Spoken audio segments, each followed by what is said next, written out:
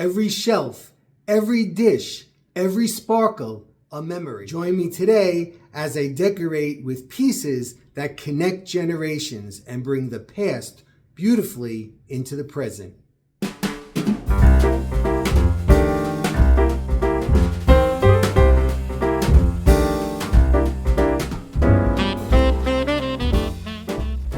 Everyone, Joe here. Thanks so much for stopping by today and my continuation of Christmas 2025. Twas the night before Christmas, and we're working on the hutch in the dining room here. And if you caught my video the day before yesterday, if you didn't, look for it, please. I did the up above the china closet, and the theme in here is all vintage and retro things that Marianne and I have collected over our lifetime and some before our lifetimes. So it's a very special room. It goes very well with the theme this year. And I think as this story unfolds throughout the entire house, you'll see the special place that this particular room has in this year's decorating.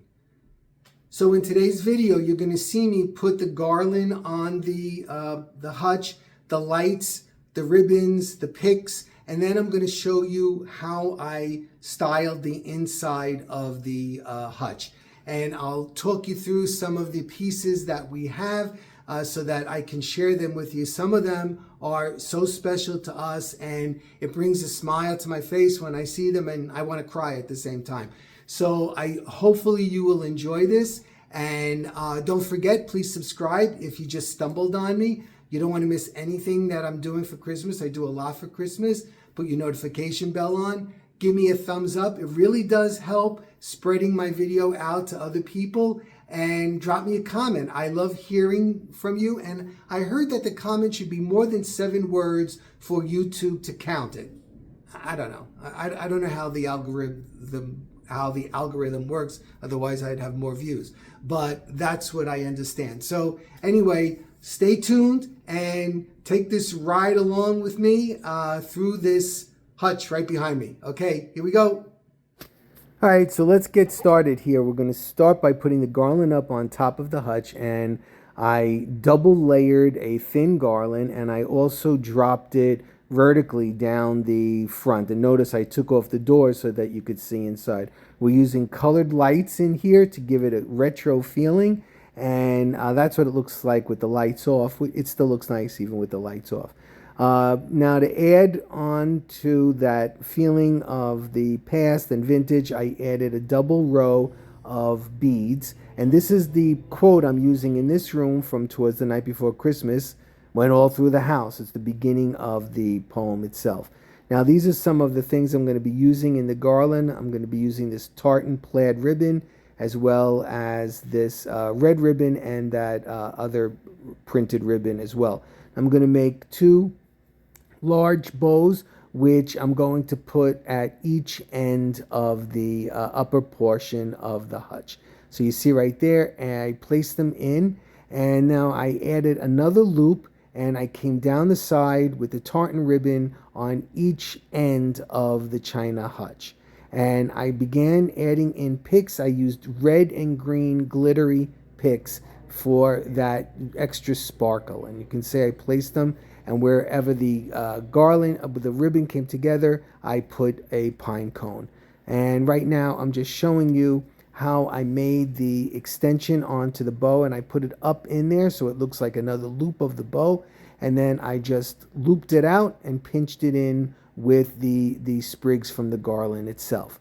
So I tried to do it organic so that it just looks like it was meant to be there. And now I'm adding in those sparkly picks. I used red and a minimum of green. I used a lot of red in this piece. In the front 3 rooms of the house is a lot of red so far. You can see what that looks like with the colored lights. And now we're just about ready to get started on the inside.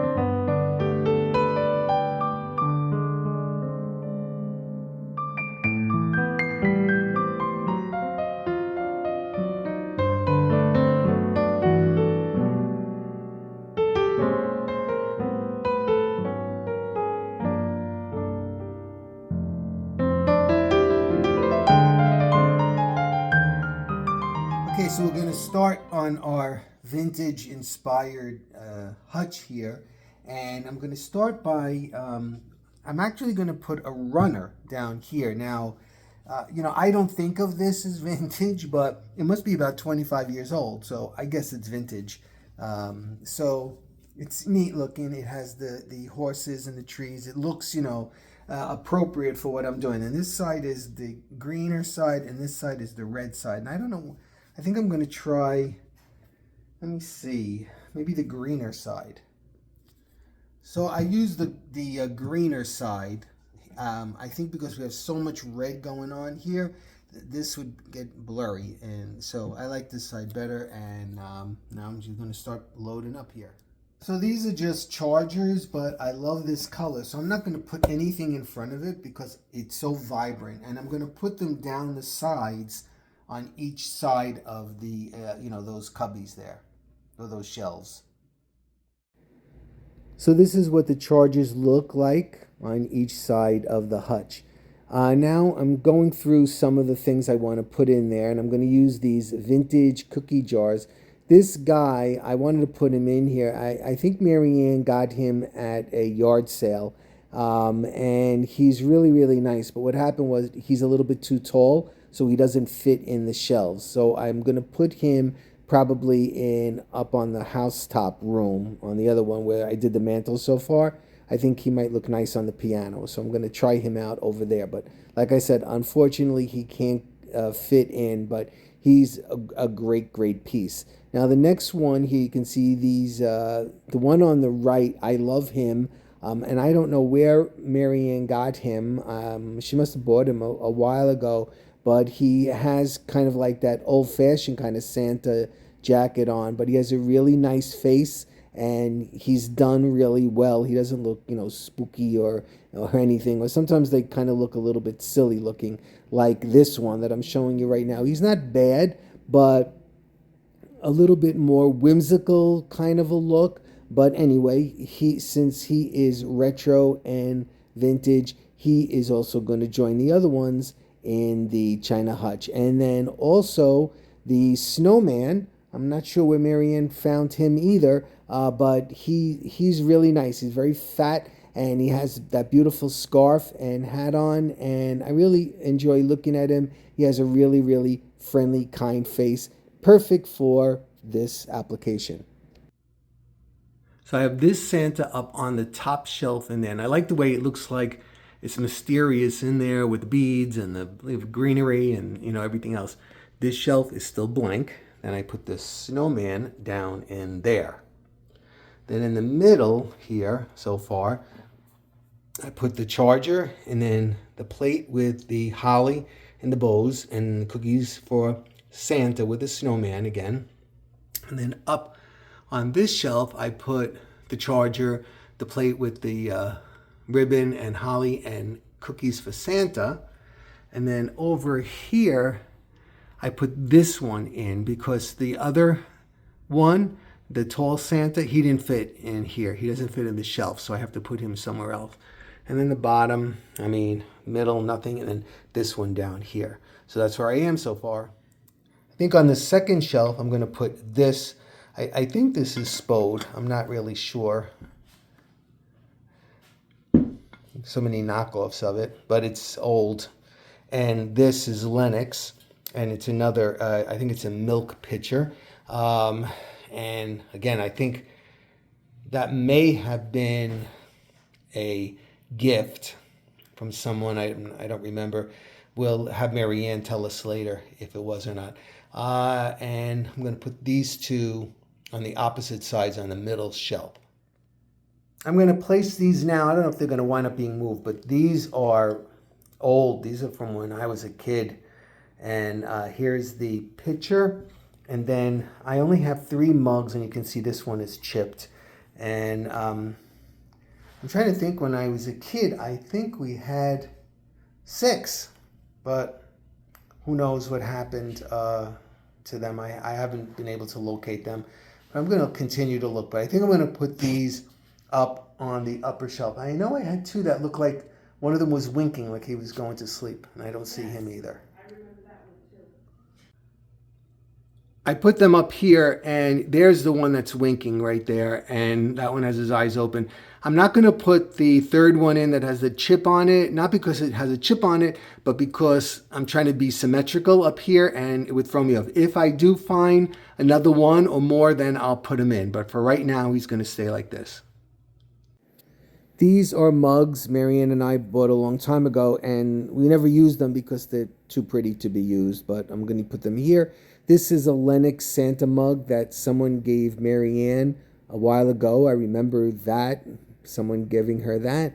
And here, this is from when I was a kid as well. I only have two of these. This is to steep tea in, these two Santa cups with the cover on tops of them. And these are two candle holders. I still remember where my mother used to put them in the living room. And these two pieces are from Avon a long time ago. Actually, Marianne gave me the idea because she had said, am I going to put the village inside the China hutch? And I told her that the village is going in another special place in the other room.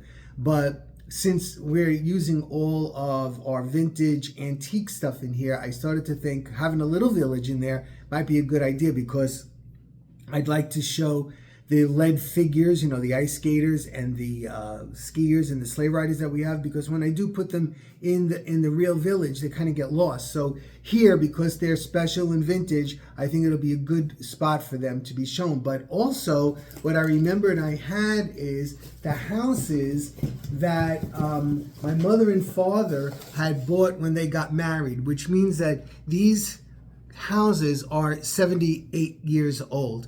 They're cardboard houses.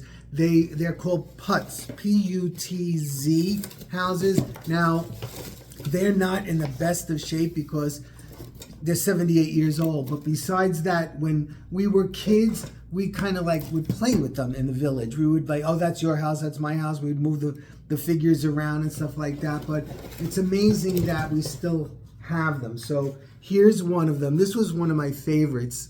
Look at this. I mean, the green, this was green at one time. It's a little bit brown looking, but it's okay because it's winter. Now, they're made out of cardboard, and then they're all like glazed with glitter and stuff. And they have this big hole in the back for a C9 bulb. And you know how hot those C9 bulbs used to get? So I don't think my parents ever put the C9 bulbs in because they were afraid of a fire. I remember making the village with just putting the houses underneath the tree, but no lights. Take a look at the windows. You can see the tree in the middle window, the curtains over on that one side with the little bow and stuff. So that's one that's not in such bad shape that I think I can use. This is another one. This is a church. That's one that is in really good shape as well. Take a look at that hole back there. I don't know why we made that big hole, but you're not going to see that anyway. But look how nice that is for its age, right? Let's see. Oh, I'm just seeing this one. I haven't seen this in ages.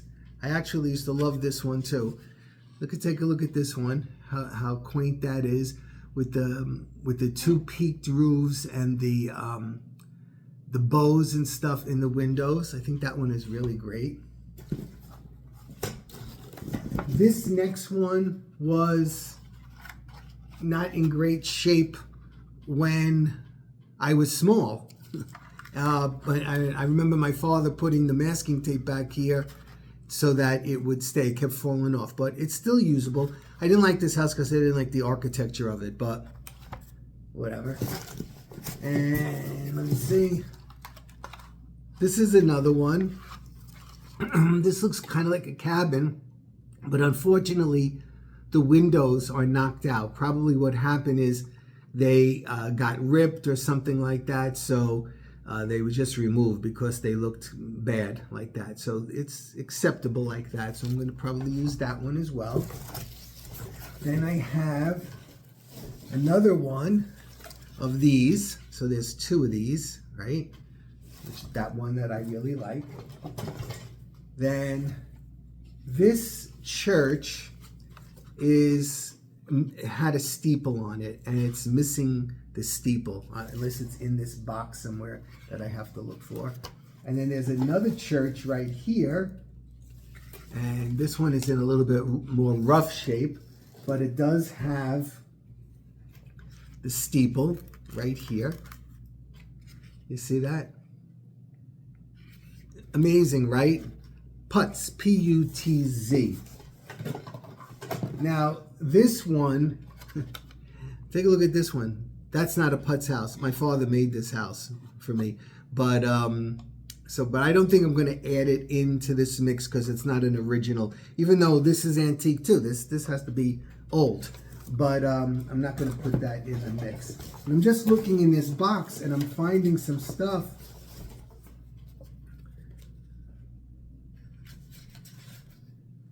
A Christmas card to my father that my mother wrote from us. Love to Daddy at Christmas. And there's a bunch of these. Look at these cards. The lady that used to live next door to us used to like me a lot. And in fact, she named her bird after me. She called the bird Jojo. Because I used to go and sit with her to keep her company in the afternoon.